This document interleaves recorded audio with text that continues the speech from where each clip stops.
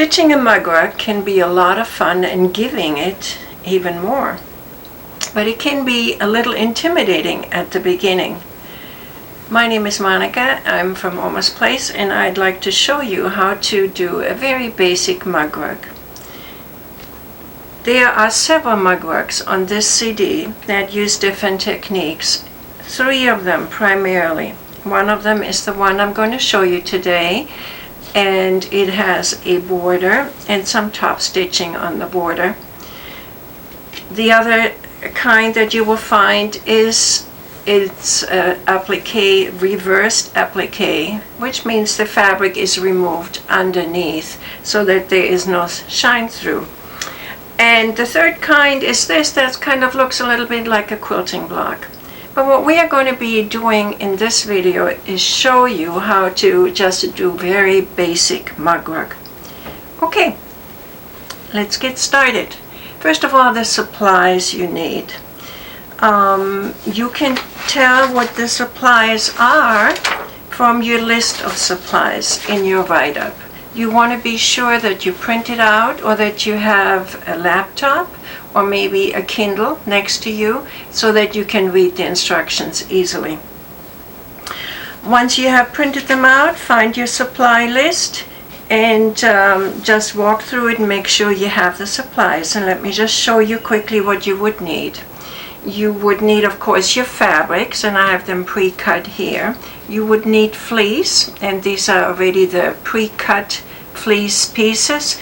I do that. I have a whole big stack of them ready to go for any mugwork.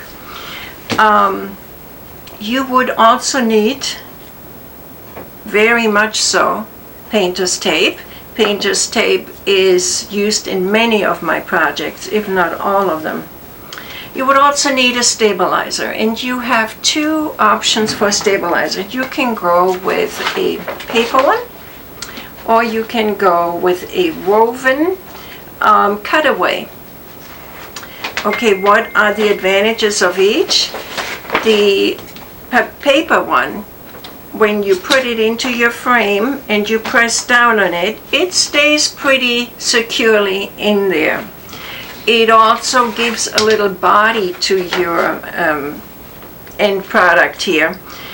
And what I mean by that is, let's say you would like to display it on a little display rack, then you want something that has a little bit more firmness to it. And for that purpose, this would be good. You know, not everybody uses mugworks for actually mugwork. They use it as a little display, maybe in their office, to show what their interest might be, let's say a golf mugwork or whatever else. So maybe this particular mugwork would be very inspirational, put up on a little display. When you want to do that, I usually use paper for that. And I like the fact that it stays stable in the hoop without me having to do anything more. Okay. Does it hold up very well in washing? Probably not. If you have to do multiple washes of an item, which you would do with an actual mugwork, you probably don't want to use the tearaway. Okay, so here we have Polymesh, and if you haven't worked with Polymesh, it is washable, and it feels a little bit like a fabric. You can see here that it just moves on handles like fabric. When you put this in here, it tends to slip a little bit. And I push down on it.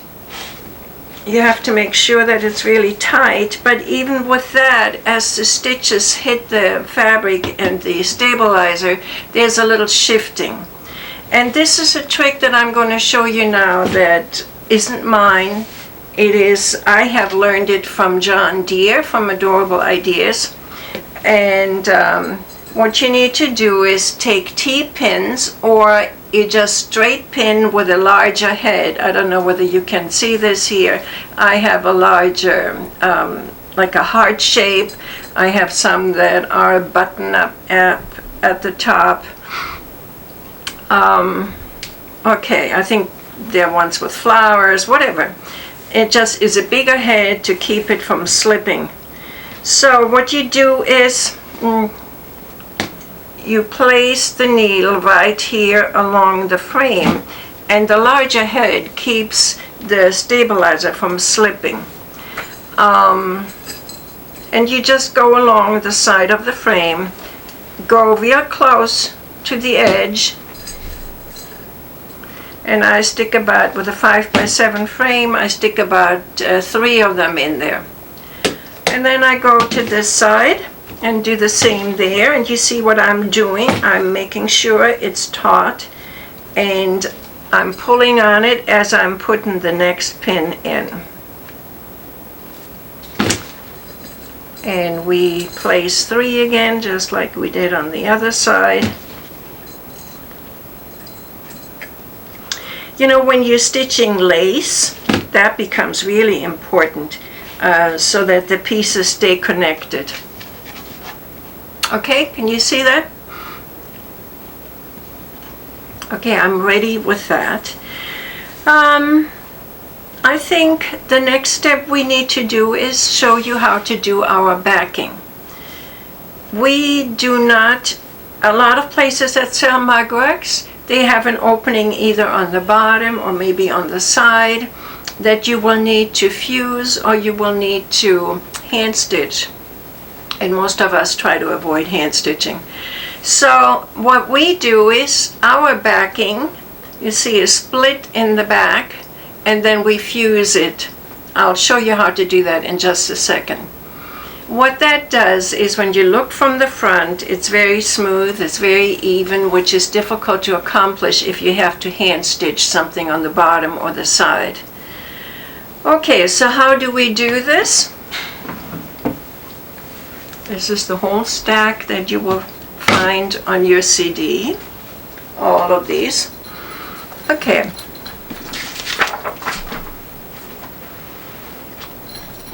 I have a little iron here that I find very, very useful. It's called Clover Mini Iron or Wedge Iron. I noticed at Joann's the other day they have all sorts of little irons now. I like this because it's pointed and really can get into the corners very well. Here are the 2 pieces of backing. And you know, we use this technique in a lot of our products. You will find this on our mini placemats. You'll find this on our miniature quilts. It's just such a neat and clean way to do this. Okay, I have some steamer seam here, and the steamer seam is sticky on one side and the other one has paper on it. And I take this piece and place it along the edge, one of the longer edges, right along the edge, and I just tear it off on the bottom. Sometimes it doesn't want to cooperate. Okay, and then I take my little iron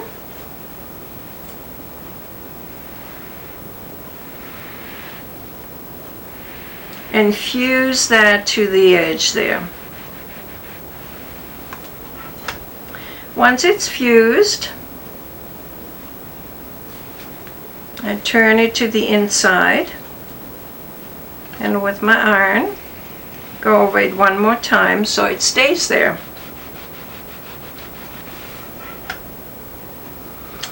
And sometimes I even give it a little help with Mary Ellen's Best Press. You can also use regular sizing.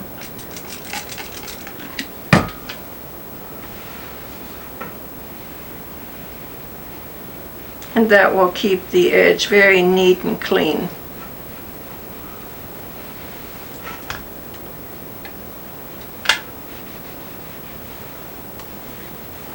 Okay, I take the second piece and I put this edge, folded edge, it's up. I take this piece right side down and place it over the folded back edge. I don't know whether you can see that there. And then I use painter's tape and pretty much cover the whole edge. You know, if your machine has low clearing, the foot could get caught underneath the backing edge there. So to cover most of it will prevent problems. And then I do a smaller piece in the front here. And your backing is ready. Okay, so you need to do that ahead of time, so when we start stitching now, you are all set to go. So not only do you need painter's tape, but you also need the steamer seam too. And the 2 just means there is stickiness on both sides. Okay? All right, I have already loaded the design onto my machine and I am ready to start stitching. I'm placing my hoop on, and your first stitch out, your first color, will go directly onto the stabilizer.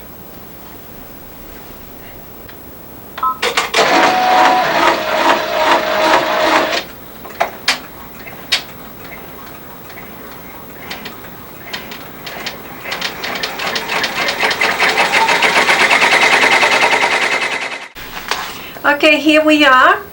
What you're looking at is the outline of the mugwork, and it will be a guideline. It will be a guideline for placing the fleece now. Okay, when you place the fleece, it helps to put just a tiny amount of adhesive spray on to keep the fleece in place. We have the fleece here. You see that the corners have been rounded off. That will decrease bulk in the finished product later. You place this inside and you will notice that it's actually a little smaller than the actual outline. I do that, not everybody does that. I do that so that the seams won't be quite as bulky. Okay, now that we have done that, we need to place the center fabric. Okay, now what we have here is the top of the adhesive. The adhesive side is up, okay? So the fuzzy kind of side is down and this is the adhesive side up. All right, we take the center fabric, right side up, and you place it over the fleece. And then comes your trusty tape.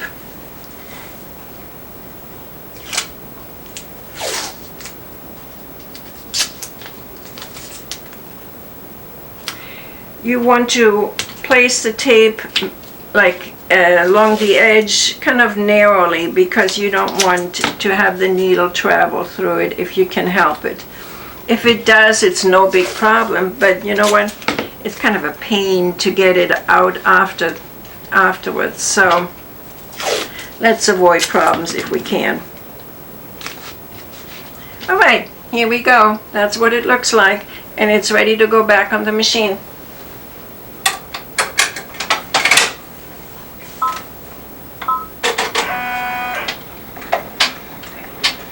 What it is doing at this point is it is stitching not only the center stippling, but it is also tacking down the center fabric so it doesn't move.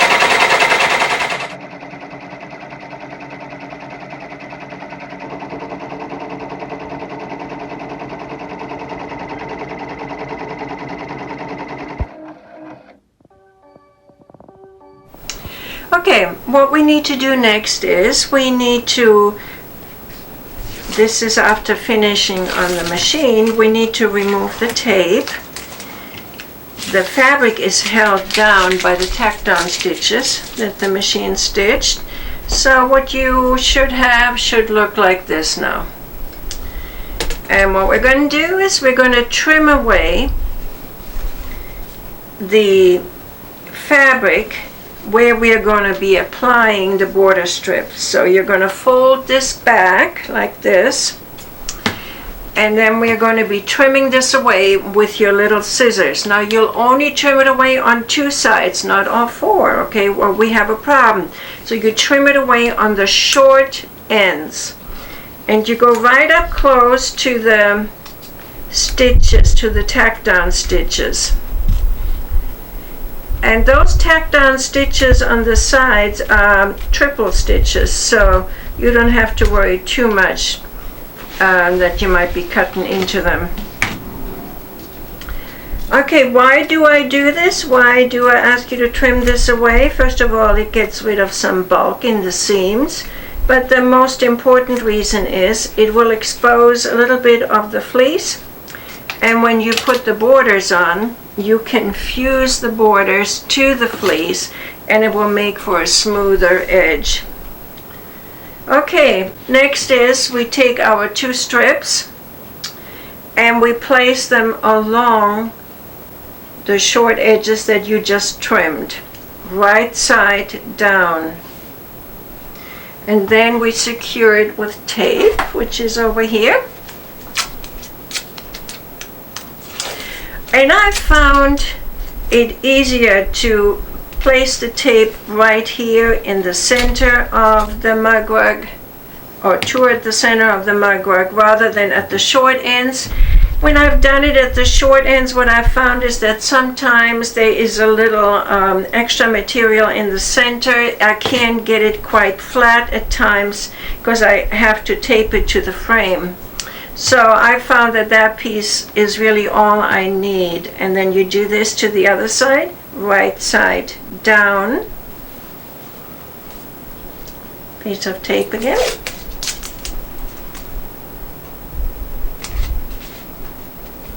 Okay, and it is ready to go onto the machine.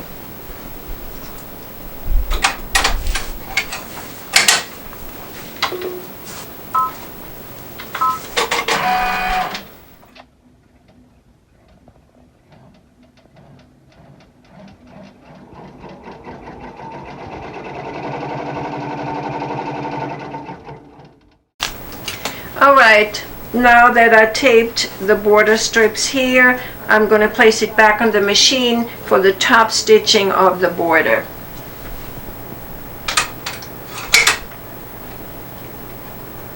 Okay, I took it off the machine. We can go ahead and take the tape off.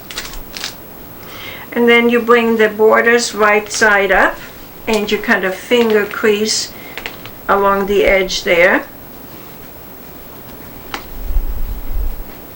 And then I take it over here with my trusty little iron and I come from the center of the design over to the side. That's how you should be ironing. And as you're doing that, you'll see that it fuses with the fusible fleece and gives you a very clean, neat edge along the main fabric and the border fabric.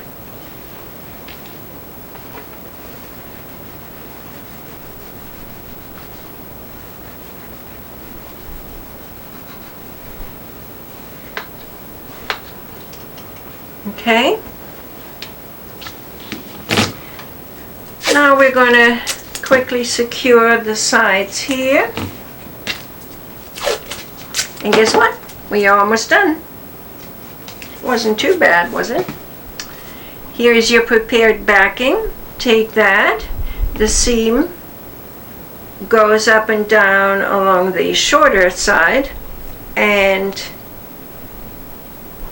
you're kind of centering it over the rest of the embroidery. Secure it with tape.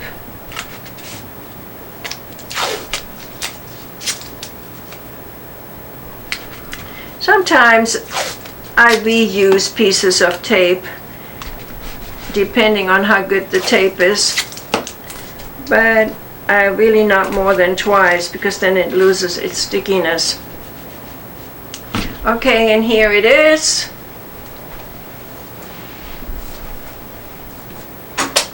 Back on the machine for the final.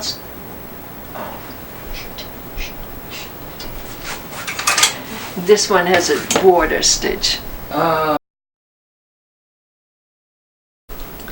Okay, now that we're done stitching, we're going to remove all the tape everywhere.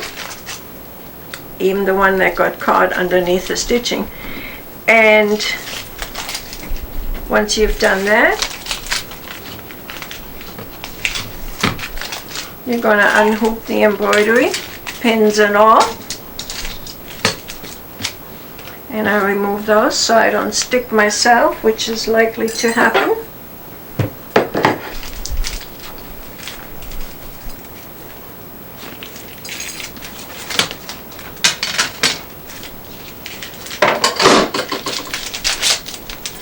Oops. Ever got your fingers stuck in tape? I just did.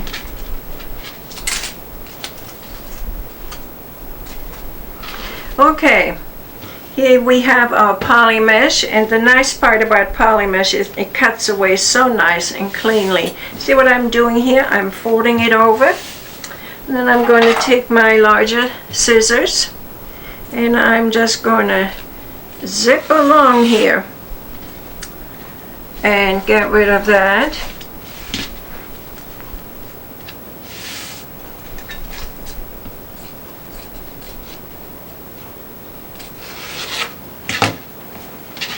And do that to all four sides.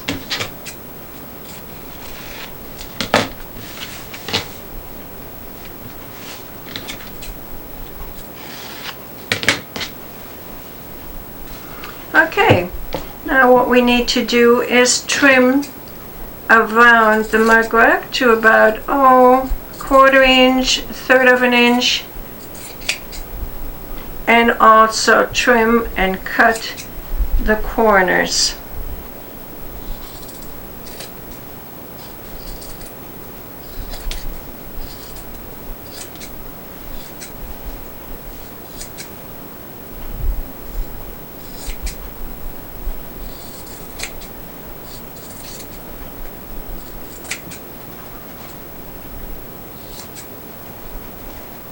It's a little wonky there.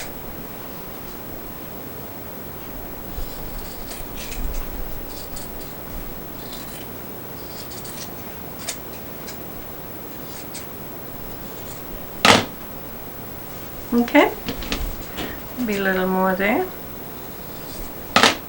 Alright, and now we're going to turn it right side out, and that's always the exciting part, wondering what the final mugwort looks like.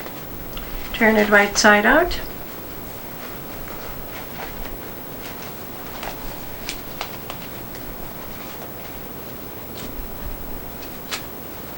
Take that piece of tape off as well.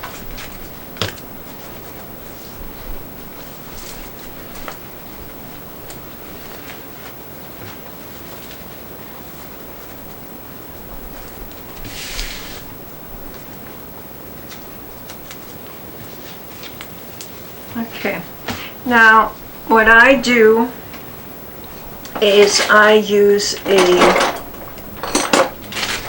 crocheting hook to push out the corners, and here it is. I push that out. I'm finding that the crochet hook is less likely to puncture the corner, and that's why I use it. And now it's time to press the item. And what you do is you press it from the back, the sides first.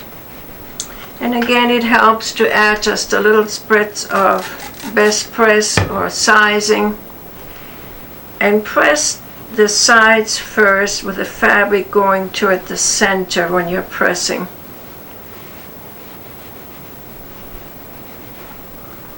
Okay, you want to have the back fabric not showing on the front if possible.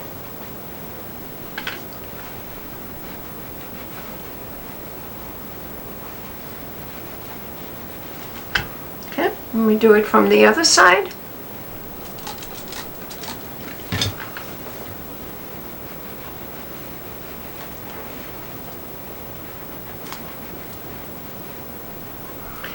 And pressing is very important with all of your embroidery projects. it makes the difference between a professional or a quote-unquote homemade looking product. It's really important. I can't stress that enough.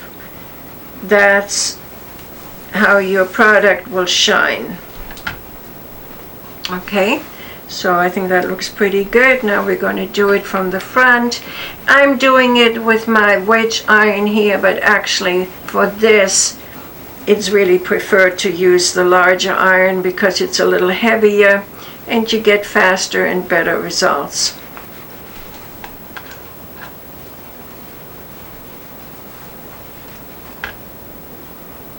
Alright, now we go to the back and we peel off the paper backing from the steamer seam. We line it up the way you'd like it to look,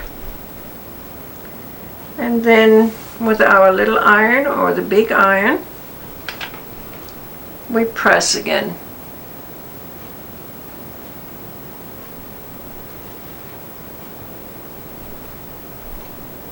If you're worried that the steamer seam won't hold up during wash, you can of course always add a few hand stitches if you feel comfortable doing that. I don't think it's really a problem.